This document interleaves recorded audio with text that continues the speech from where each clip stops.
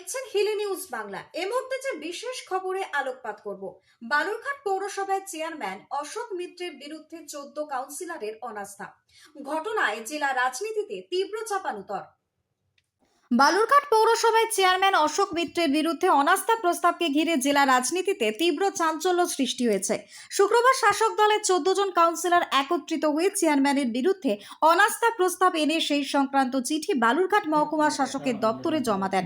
দলীয় সূত্রে জানা গিয়েছে, লোকসভা নির্বাচনের ফল প্রকাশের পর থেকেই যে সমস্ত পৌরসভার শাসক দলের ফল খারাপ হয়েছে সেখানে পৌরশাসক পরিবর্তনের নির্দেশ দেওয়া হয়েছিল। উত্তরের একাধিক পৌরসভায় সেই নির্দেশ কার্যকরী হলেও বালুরঘাট এবং গঙ্গারামপুরে তা এতদিন সম্ভব হয়নি। উল্লেখ্য, গঙ্গারামপুর পৌরসভার চেয়ারম্যান পদে রয়েছেন জেলার মন্ত্রী বিপ্লব মিত্রের ভাই প্রশান্ত মিত্র। অন্যদিকে বুনিয়াদপুরে সম্প্রতি পৌর প্রশাসক পরিবর্তন হয়েছে। বালুরঘাটে অনাস্থা প্রস্তাব দলীয় নির্দেশেই আনা হয়েছে বলেই দাবি, এবং এই ঘটনাকে কেন্দ্র করে বিজেপি কটাক্ষ করেছে শাসক দলকে। মহকুমা শাসক সুব্রত কুমার বর্মন জানিয়েছেন, অনাস্থা সংক্রান্ত চিঠি জমা পড়েছে এবং আইন অনুযায়ী প্রয়োজনীয় ব্যবস্থা নেওয়া হবে। Bureau report, Hili news Bangla. এটাই আপনাদের কাছ থেকে আমি শুনেছি এবং একই জিনিস আমিও আপনাদের মাধ্যমেই এখনও জানতে পারছি। অফিসিয়ালি আমার কাছে দলীয় এই ধরনের কোনো নির্দেশ আসেনি বা অফিসিয়ালি আমি কিছু জানিও না। এটা আপনাদের কাছ থেকেই শোনা।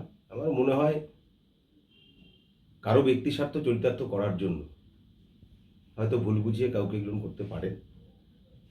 সমস্ত বিষয়টাই আমি দলকে জানিয়েছি। আমি যেদিন থেকে বালুরঘাটে চেয়ারম্যানের হয়ে মানুষের কাজ করার জন্য সিদ্ধান্ত নিয়েছি, দল আমাকে দায়িত্ব দিয়েছেন, আমি নিষ্ঠা সহকারে, ভক্তি সহকারে, সততার সঙ্গে বালুরঘাটবাসীর জন্য, দলের জন্য কাজ করেছি। দেখুন, এটা পুরো ওনাদের মধ্যে গোষ্ঠীদ্বন্দ্ব, আর এই পৌরসভাটাই গঠিত হয়েছে দুর্নীতির উপর।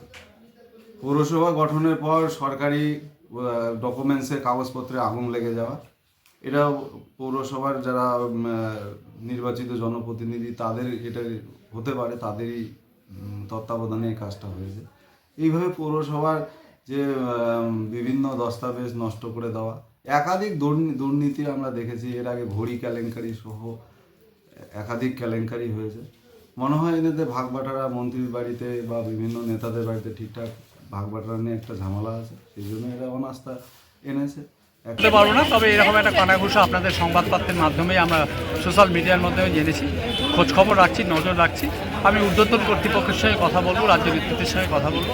14 জন কাউন্সিলর সাইন করা একটা লেটার, তো আমরা এটা আইন অনুযায়ী যা ব্যবস্থা নেওয়ার সেটা নেব। খতিয়ে দেখছি বিষয়টা, ঠিক আছে? সেই আইন অনুযায়ী আমরা ব্যবস্থা নিয়ে নেব।